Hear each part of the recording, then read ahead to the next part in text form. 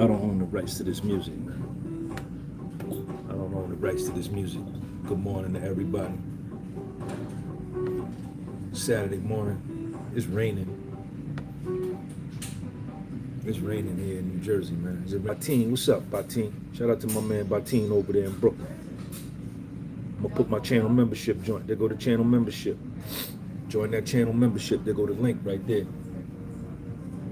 Praying to something outside of you, something that you can't see, something that you can't touch.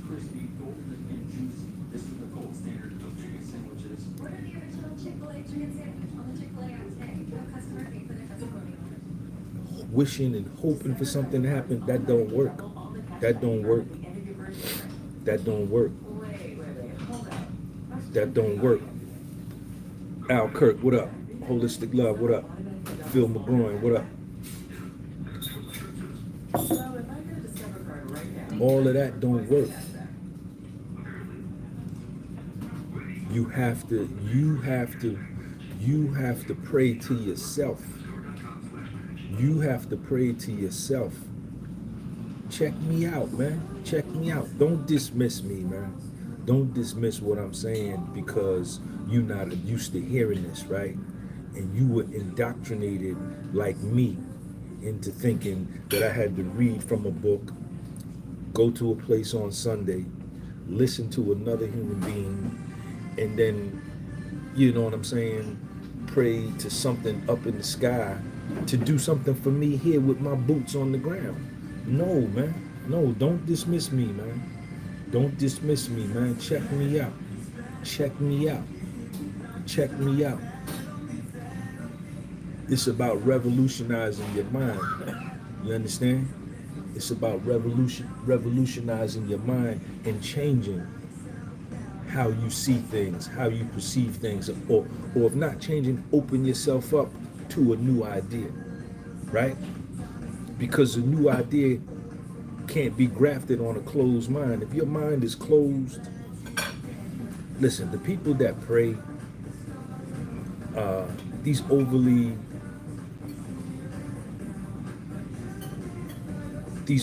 religious people, man, I've seen it in my life, they don't get no results. The people that get results in this world are the people that are active, the people that are up and doing. And I don't even got to look external to me to somebody else's life. All I got to do is look at my own. When I was sitting around waiting on somebody to do something for me, when I was waiting around hoping for somebody to do something for me, which ain't never really been a lot of occasions, because I'm a natural mover and shaker, right? I'm a natural go-getter, right? I'm a natural I'm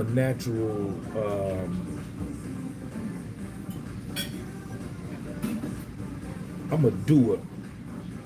I'm a doer. I'm a doer. I'm a doer. I'm a doer.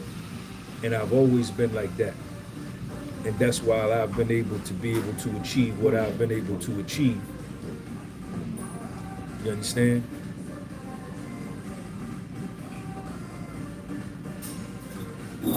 I'm not sitting around waiting on nobody to do nothing for me. MZ, what's up, man? Hey, Sean, the kingdom is in the sky and we are connected to it. The light is in us and outside of us. Man, you got to have faith in you. You got to have faith in you. You got to have faith in your imagination. You got to have confidence in your imagination. Why do you think you got an imagination? Why? Why? Why do you think you have the ability to fantasize and to imagine things? That's your visualization. Have faith in that for once, man. Have faith in that for once, instead of having faith in somebody else's imagination. Have faith in that instead of having faith in somebody else's visualization. Have faith in your own. Believe in your own. Believe in your own.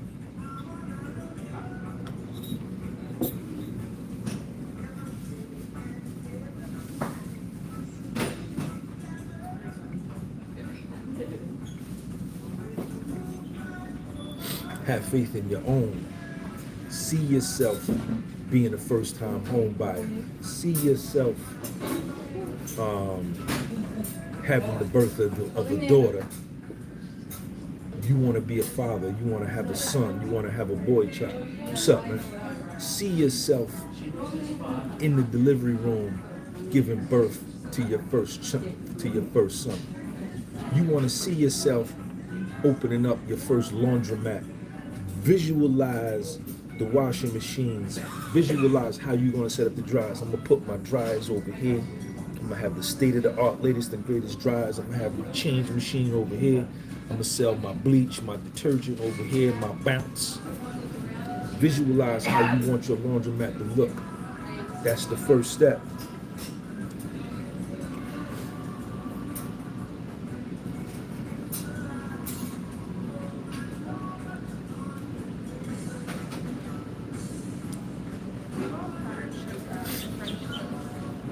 You have to speak it, man. You have to speak it. You have to speak it. And pray to yourself. Pray to yourself, man. Become friends with yourself. Become so tight with yourself. Become so much in love with yourself. Become so solid with yourself. Become so true to yourself that you can pray to yourself and make an oath and a pact to yourself that, yo, we gonna make this. We gonna make this. We gonna do this. We gonna do this.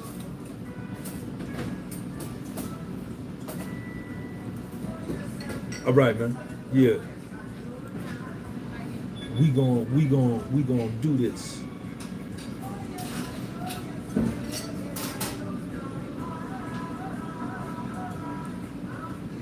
Become true to yourself, man. Become true to yourself. That's the best feeling in the world.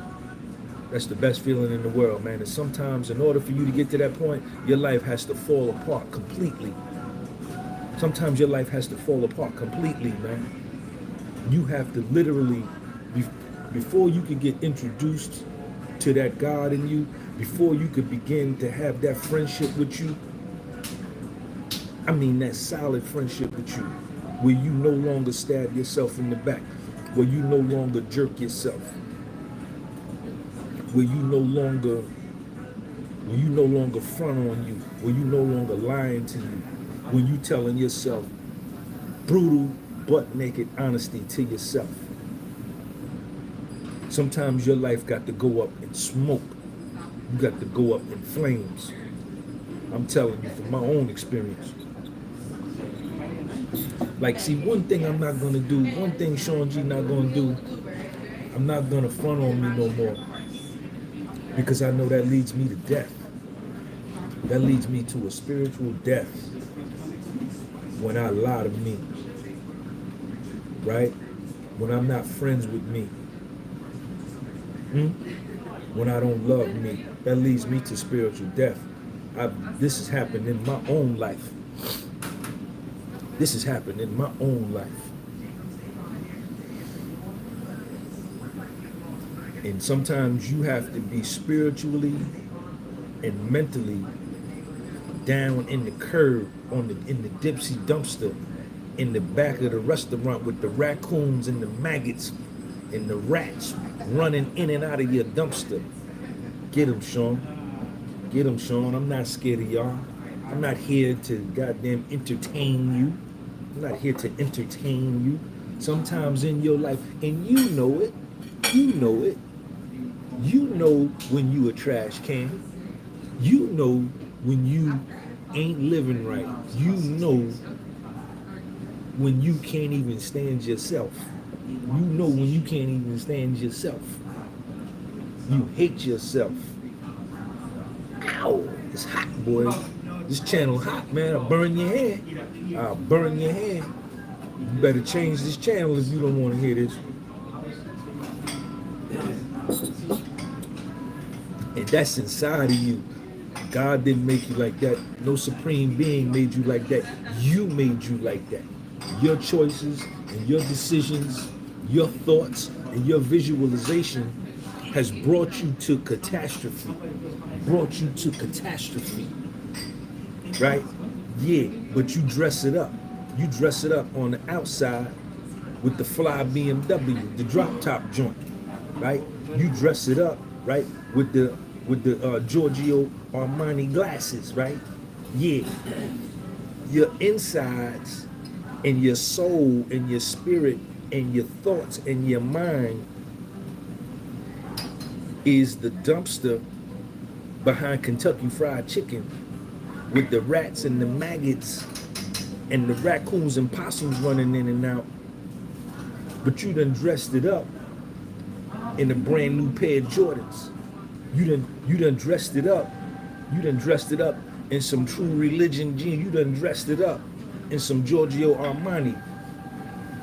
And to the outside world, you fronting hard. But when you driving home from the spot and when you get in your crib by yourself, you're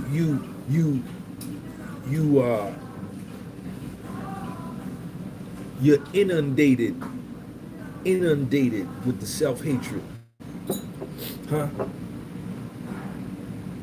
And instead of running towards yourself and running toward the God in you, right? Because it takes a lot of courage to do that. You continue to be a sucker, you continue to run from yourself, and you continue to front more. Yeah.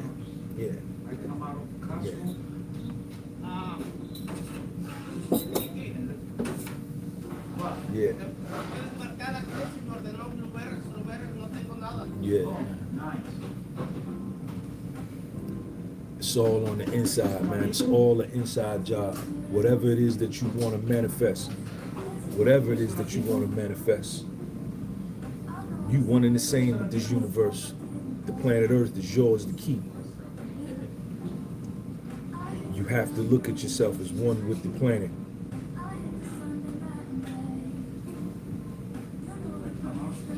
And things take time to build. Things take time to build. Don't happen overnight.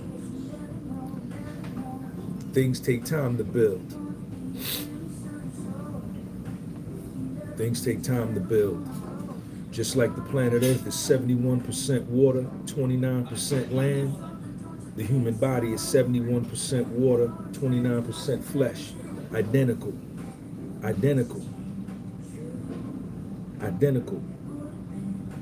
Right? You can't separate yourself from that.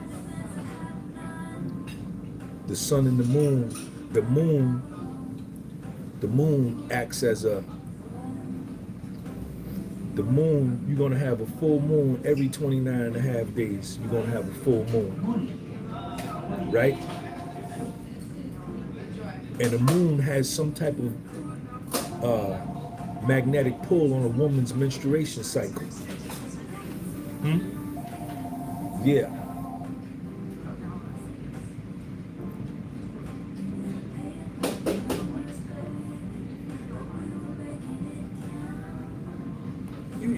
You could look, man. You know.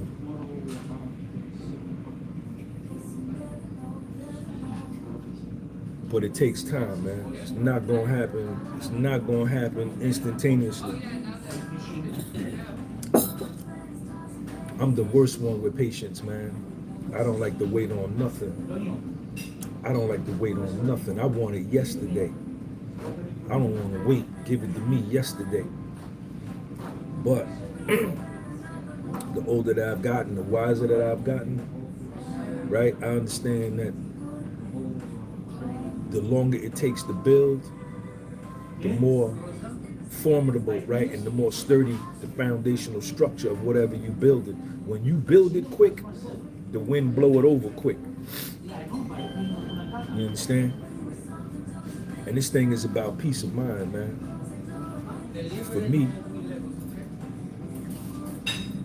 For me. But try it today, man. Try it today. Did you see it? You see it? Oh, Antonio wants one. Antonio.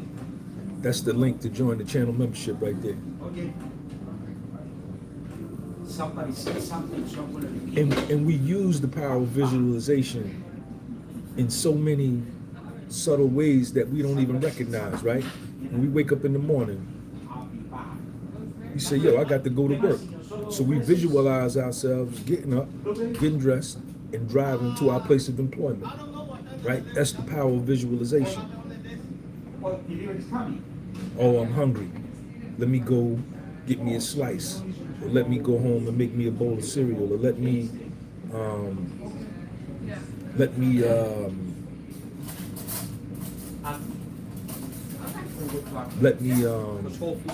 go to Jersey Mike's and get a sub. So we visualize that. So then we get in our car and we take action to get us to Jersey Mike's. That's visualization, right? Same concept applies as if you want to make $200,000 in your bank account. Huh? You can visualize, you should be able to visualize having $135,000 liquid cash in your bank account and having a house that's fully paid off and still having your job and having that type of financial independence. Yeah. You should be able to visualize that. It takes time. I remember when I was in prison, man, I used to just visualize. When I was in prison, I used to visualize going to New York with little Sean, riding the subway with my son, right? I used to visualize that. As soon as I get out of here, I'm going to get little Sean. We're going to go ride the train. And I'm taking him to New York. And I did just that. I did just that.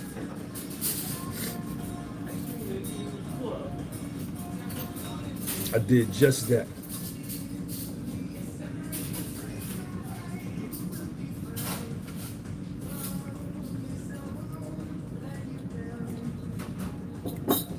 I used to visualize all kind of stuff, man.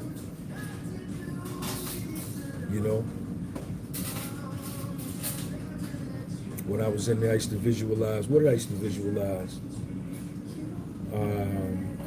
I used to just visualize making my comeback. I used to visualize making my comeback, man.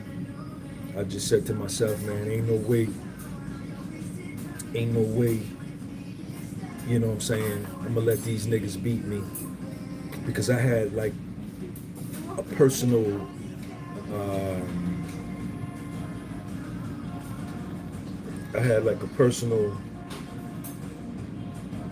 competitive vendetta with some people that turned their back on me, with some people that ratted on me, right? With some people that didn't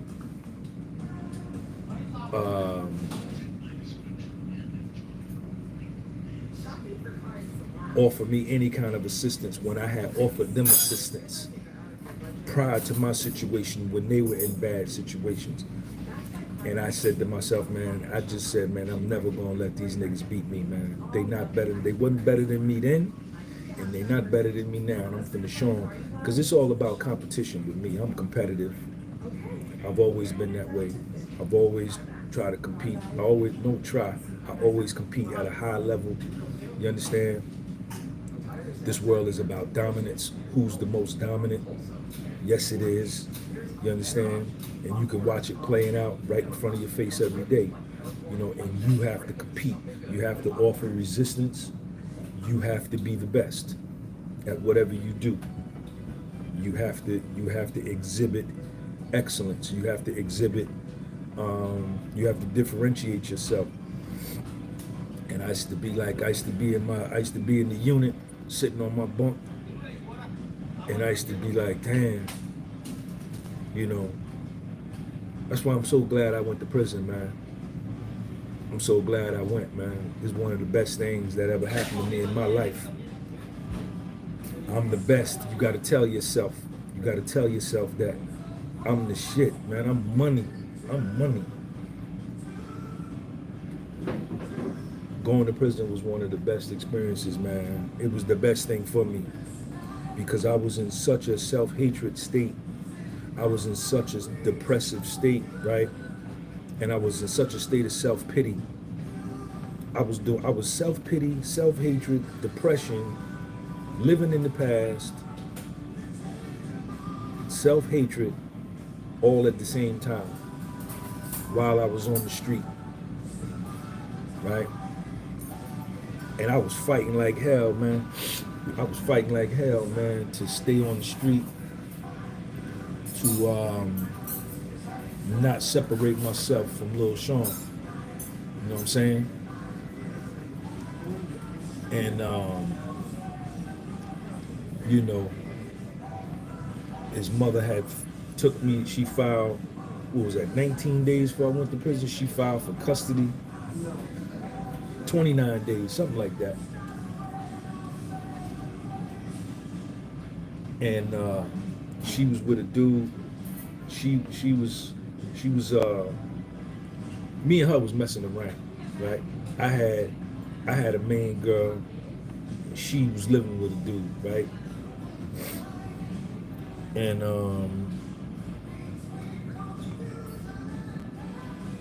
I had a couple main girls, right? But I had a main girl. So me and her was messing around, she got pregnant, right? So the nigga she was with, he didn't like me. And I didn't care, you know, for obvious reasons. Hi, how are you? Good, how are you? And she was living with him. And You're okay with that? she filed for custody of Sean like 29 days before I left to go to prison, and I was like, yo, what are they gonna do with my son, man? Are they planning, you know, I know he didn't have, you know what I'm saying, the nigga she was with, he didn't have Lil Sean's best interest, you know what I'm saying? And then with the move she made, she revealed herself. Oh man, I was in so much pain, that shit wasn't even funny, man. I was in pain, like I just told you. All those emotions, which stem from my thoughts, which stem from my visualization, right? And then, you know, the self-hatred, the self-pity, the living in the past, the depression. Then, you know what I'm saying, custody of Lil Sean, which was the only person that really loved me, right? Because he used to tell me, I said, man, and you know, so I go to my public pretender because I had fired my lawyer. I had a paid lawyer. I hired this firm. I paid them $61,459.47. That was my legal fee that I paid for my money out of my pocket. My retainer, just to retain them was $35,000. I called the white boy on the phone. He was Jewish lawyer. I called him on the phone. I said, yo, man, the day the feds came, I said, yo, the feds just came, raided my office, man. I need an attorney. I heard you was good. He said, all right. I said, what's your fee? He said, my retainer is $25,000 and my fee is $700 an hour. And I always meet with my partner, and he's $700 an hour. And every time you meet with us, you're gonna meet with both of us. So it's gonna be $1,400 an hour.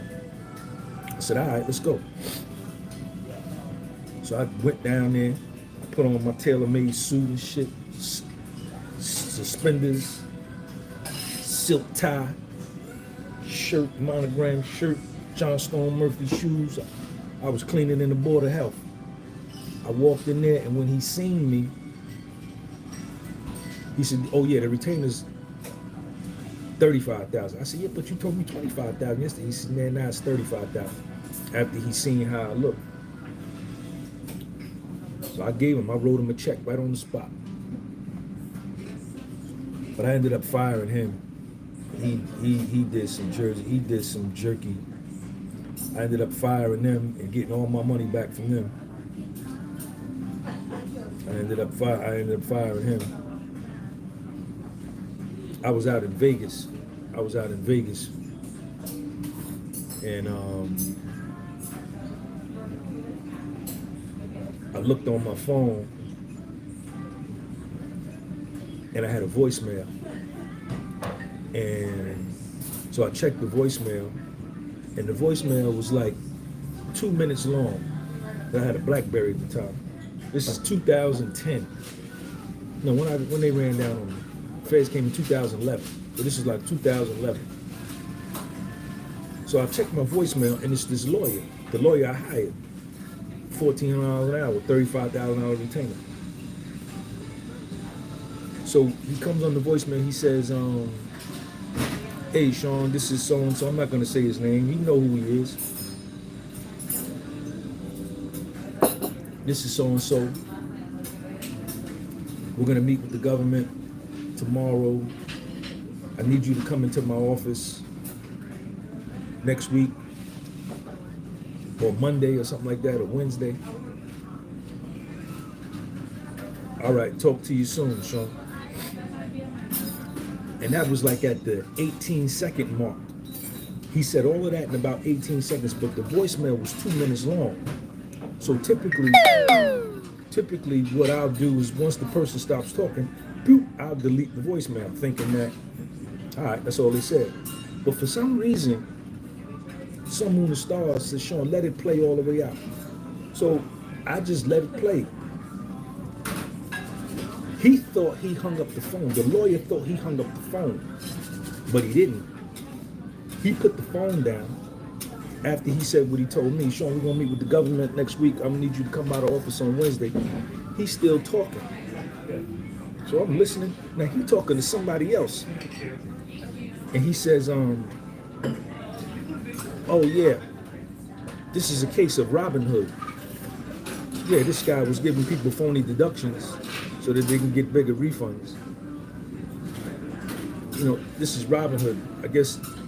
And then somebody said something about Robin Hood, you know, take from the rich, steal from the rich, and give to the poor. So he said, "Yeah, this is a case of Robin Hood," like talking like I'm Robin Hood. And then they giggle in the back.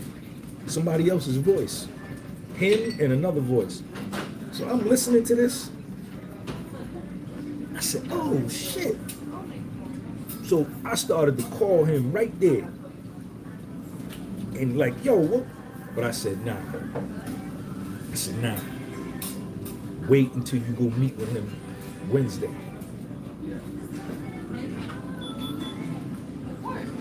So I'm heated now. I'm hot. I done gave this man probably at this point. Yeah, I done gave him $61,459.47. And he do this. He's supposed to be representing me.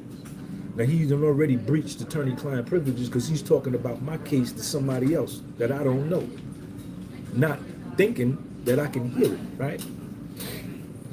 So Wednesday came, next week I went and picked Sean up from daycare. Little Sean was maybe 13, 14 months old. So I go pick him up from daycare. We shoot down to the lawyer's office. Down in North. And I had my phone and I had this little speaker. So I brought the cable and we go into the conference room. They seat me in the conference room. I hook up my phone. I hook it up to this speaker. Sean is sitting right there. He's drinking an orange juice. At 13 months old, Sean wouldn't sit still for nothing in the world. But on this particular day, he sat still and didn't say a word. So the two lawyers come in. They got another white girl sitting over there and another white dude sitting over there. And I'm not saying the white for any particular reason. I'm just for illustrative purposes, just to illustrate, right?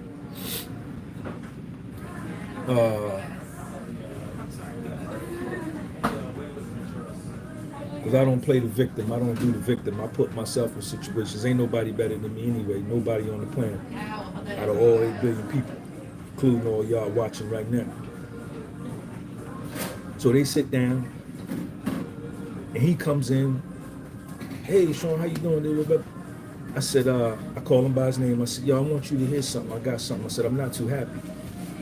So, boop, I hit the playback button on the voicemail. And everybody in the room hears it. The white girl do this. The other white dude sitting over there, he start writing, looking down. The lawyer, the main one who I paid the money, he turned red as a fire truck. Now I said to him, and I had my check. I had my canceled check for $35,000 that I gave for retainer. And I said, where does it say on this check, Robin Hood? I showed him the check. I said, where on this check does it say my name is Robin Hood?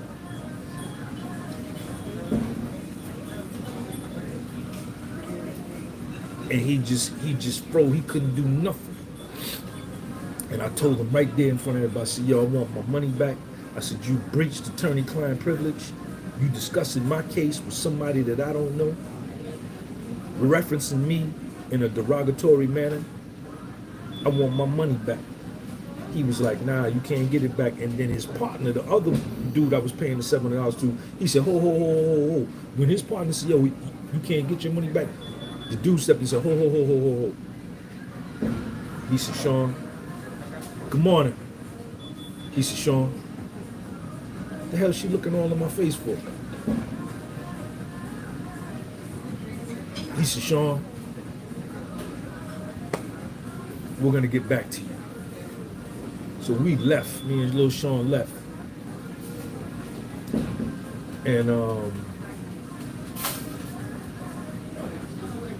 I go home, I'm on the phone, I'm calling, you know me, I'm a move and a shake, I'm making it happen. Yo, where my money at? Where my money at? I want my money back. They come back, they offer me $20,000 back off my feet. I'm like, nah.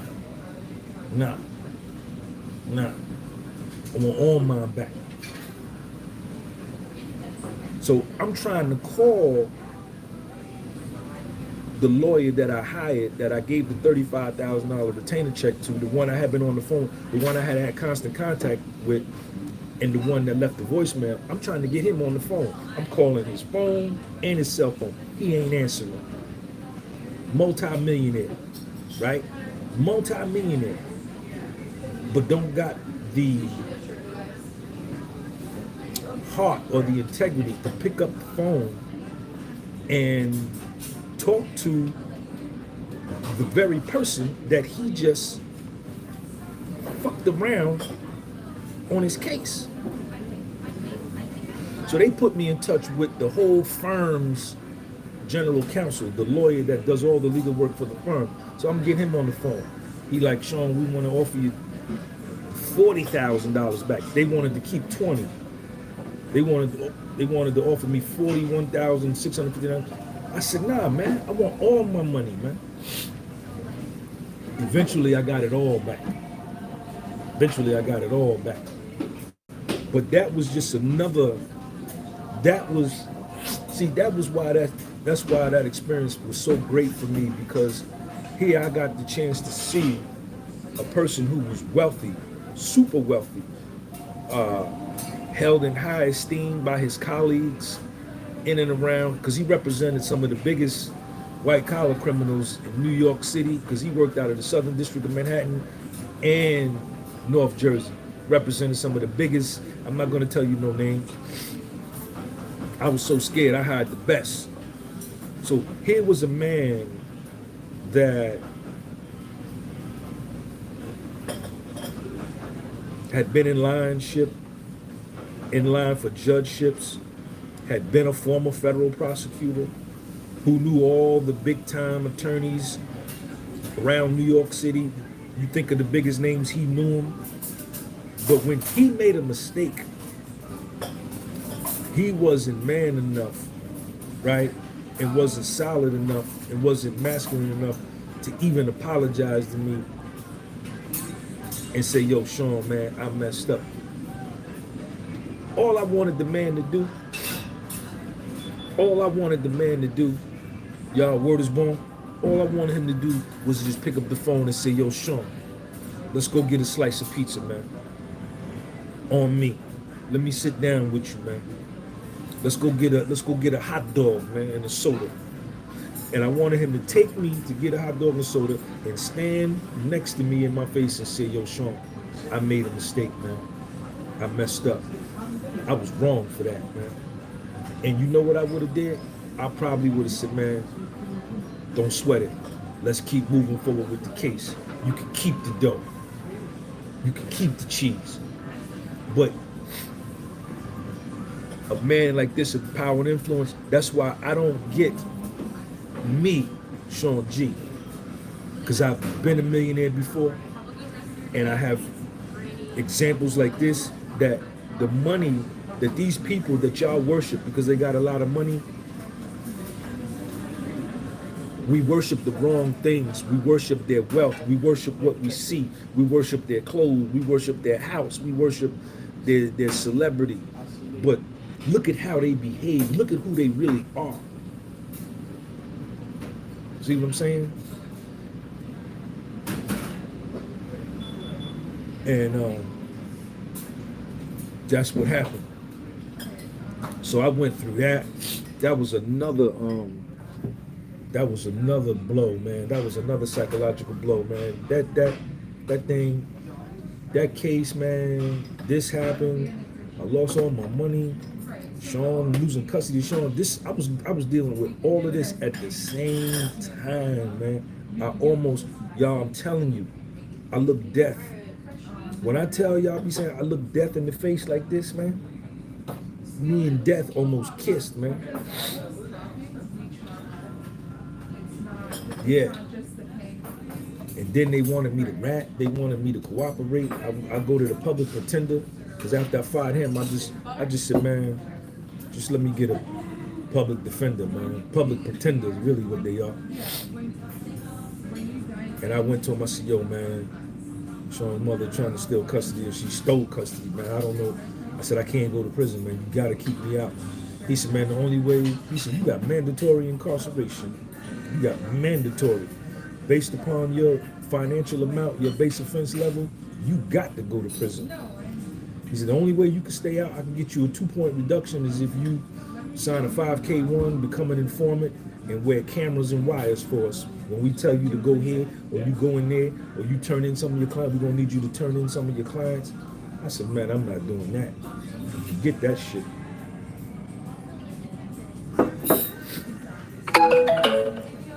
So I went to prison. I chose to go.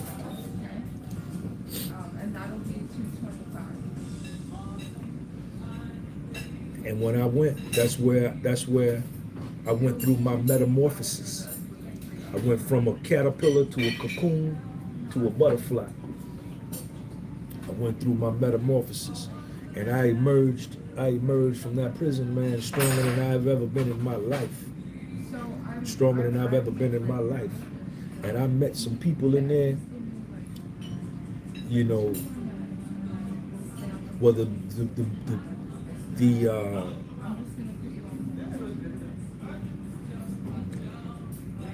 best person that I met a lot of great people in there, but the greatest person I met, the most influential person I met when I got to prison was myself.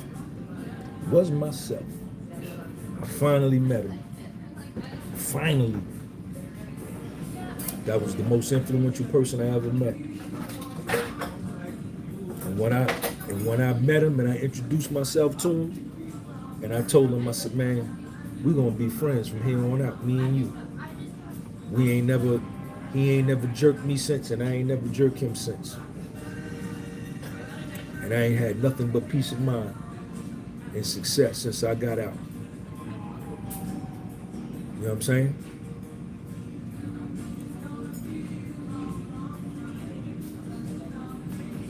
You know?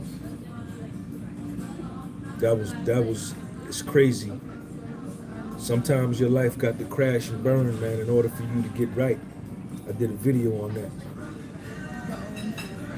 Yep. And it was in there that I learned to use the power of visualization. know what I'm saying? He put the lights down. Oh, he brought the joint down. He bringing the joint down. You know what I'm saying? So I used to just visualize in there and see. I'm well known, right? I'm well known in North Jersey, right? I'm well known in New York City, North Jersey. I'm well known. So when I fell, when the feds came, the streets, everybody started gossiping. Everybody started, you know what I'm saying, talking about me. And the niggas that hated me, my haters, they was happy, you know what I'm saying? And, you know, some niggas ratted. Some of my clients was willing to testify against me. Some of my own clients that I cooperated against me, man. People that I helped get clean. People that I helped get clean to change their life, put their families back together, their kids, put their kids and their families back together. People that I helped them crazily, agreed to testify against me, cooperated against me. So while I was sitting in prison, I had a personal beef with everybody that doubted me, right? And the word was coming back. One girl I was dealing with, Jamaican girl I was dealing with, her friend told her, yeah, Sean ain't gonna never get back to that level where he was at. You know what I'm saying? And she let her get in her brain, and that kind of, you know what I'm saying, put a little tension in the relationship. You understand? And so when I would hear stuff like this, you know, that would just fuel me. Then another nigga, I used to help him out. Word got back to me that he was at the barbershop talking about, yo, he done. Sean is done. He done. So I was like, all right. So when I was in the joint, and like I say, when I introduced myself to myself, when I introduced myself to myself for the first time, and I told myself that I was gonna have a love affair with me, right? And when I told myself that I wasn't gonna fuck me no more, I wasn't gonna stab me in the eye no more, I wasn't gonna cut my throat no more, I wasn't gonna stick me up no more, I wasn't gonna hit myself in the head with a bat no more, that I was gonna love me, right? And that I was gonna be true to me, and I was gonna be honest with me. You know what I'm saying? I ain't had nothing but success since I got out. I ain't had nothing but success since I got out. That's why my confidence is where it is.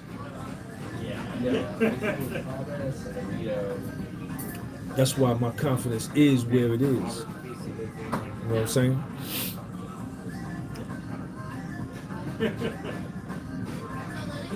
And see, the thing about it, while you going through what you're going through, and when you crash and burn, and when you go through them tough times, you're gonna go through it by yourself. By yourself.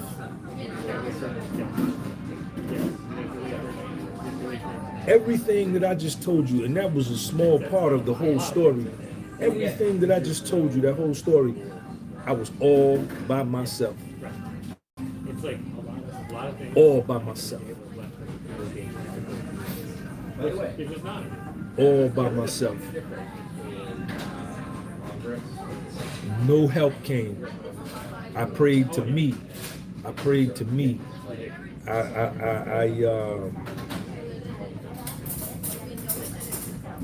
You know, I was there, and I witnessed me go through all that. I witnessed me endure all of that pain. I witnessed me suffer through all that pain. I witnessed me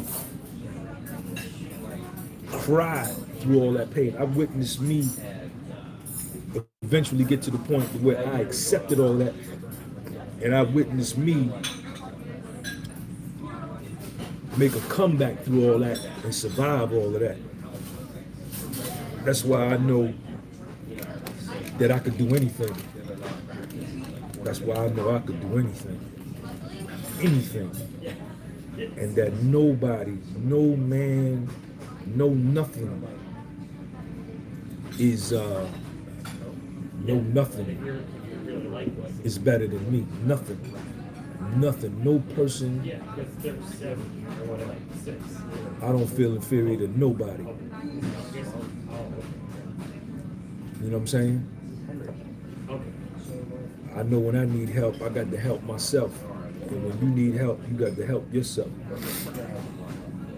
Just remember that. You got to help yourself.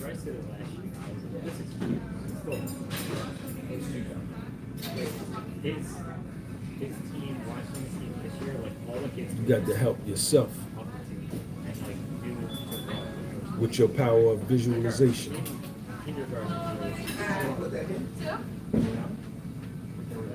With the power of visualization.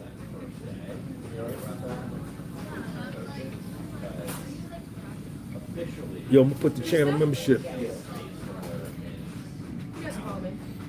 Click that link right there, man, and join the channel membership, man. Click that link right there.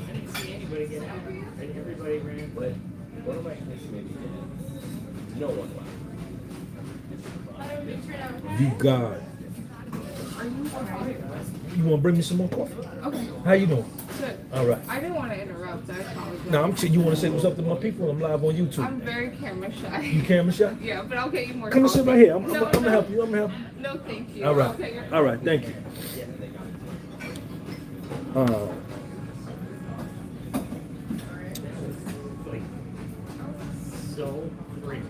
See, there's a God within me. There's a God within me, man. Thank you. You're welcome. I appreciate you. Of course.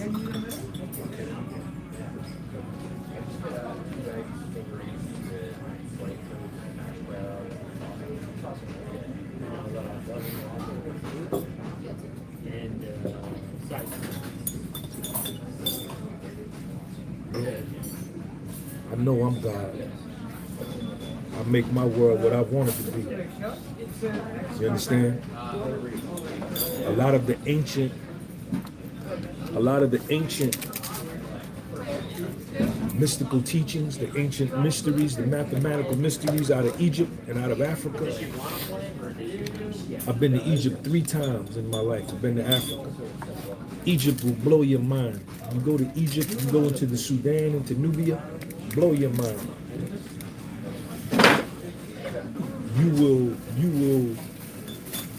You'll understand exactly what I'm saying, man.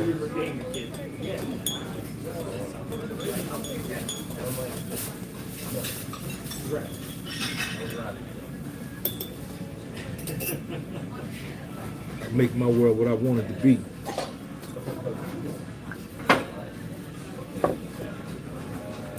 Make my world what I want it to be. You understand?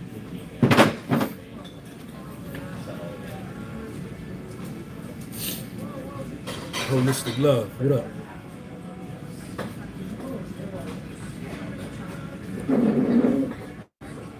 Yeah.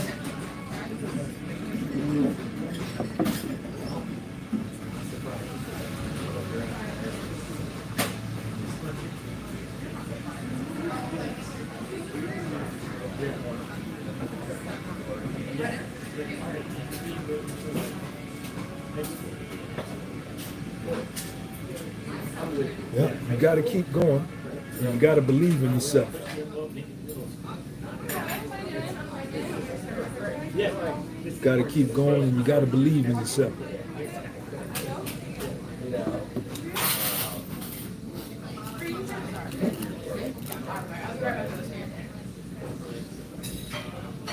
Yo, y'all make sure y'all subscribe to the join the channel membership, man. Jones Effect, thank you, man. Shout out to Jones Effect, man. Jones Effect.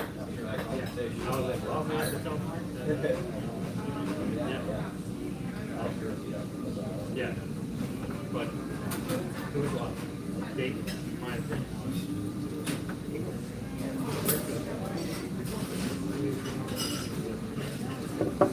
matter where your life is, no matter where your life is, you can change it, man. No matter where your life is, you can change it. You can change it. Yes, you can. And it's in your best interest, and it would behoove you to start today, because you will die. You will die. Your life has an expiration date. It's got a clock on it, and you living on borrowed time. If you around 40 years old, if you 35 and older,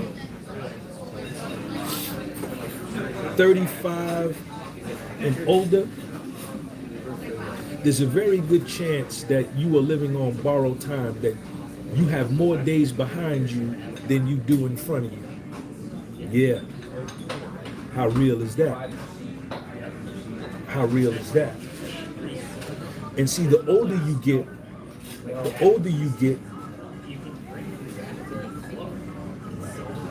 you may live to be 90, you may live to be 82, you may live to be 77, you may live to be 69, but you will not have the same vigor.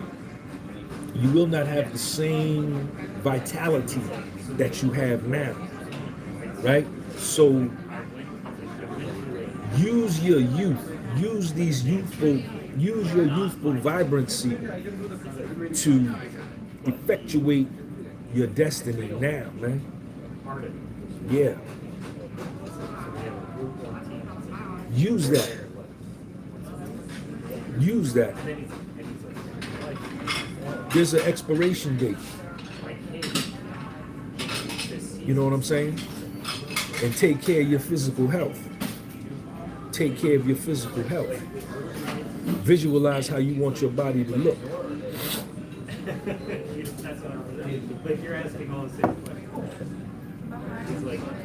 Visualize how you want your body to look. Visualize yourself doing what you're doing. Visualize yourself doing what you want to do.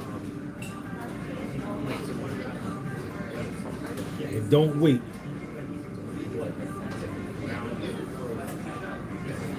Don't wait.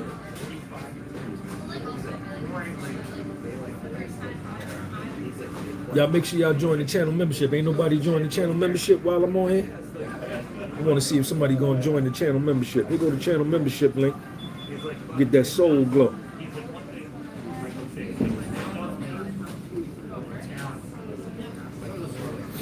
The channel membership, I put videos over there. I let my members see them first. All right, y'all, I'm all talked out, man. I'm all talked out. Y'all done drained me this morning. Go out there today, man, and visualize where you want to be, and it'll happen. Anybody ever watched the movie Gladiator? Any of y'all ever see the movie Gladiator? Yeah, there's a picture.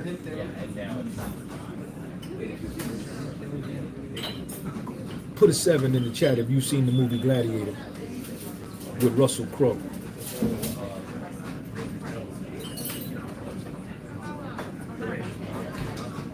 Okay.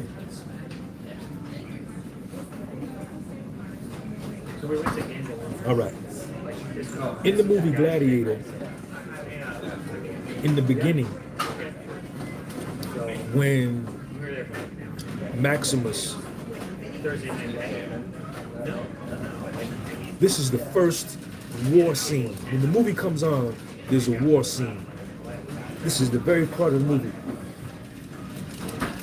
And there's a part where Maximus goes on his horse and he starts addressing his soldiers that what do you call the dudes that ride the horse? The cavalry? Yeah, he addresses the cavalry. And he tells them, He's the general of the army. So I was there. And this is the level of mind power that they exhibited back then. He says to his men, they getting ready to go into battle. They getting ready to have a war. Some of them gonna die. He may die. But he looks at them and he tells them, he says, 3 weeks from now, I will be harvesting my crops. I don't know, but Imagine where you will be, and it shall be so.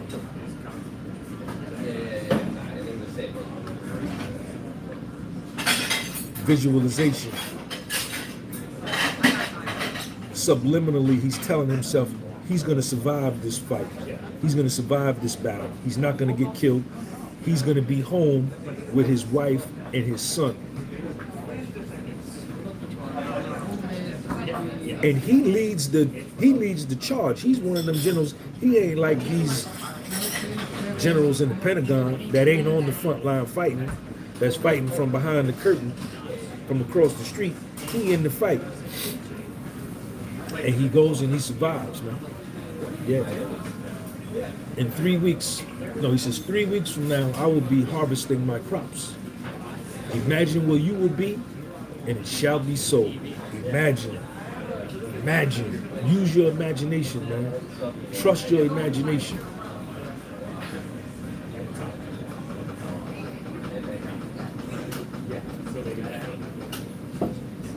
All right, man, let me get up out of here. Let me get up out of here, man. I done had enough coffee. Let me blow my nose. My nose running.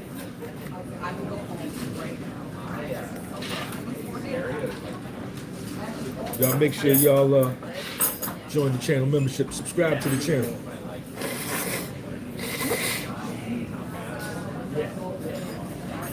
but I was like, I was caught up. Peace.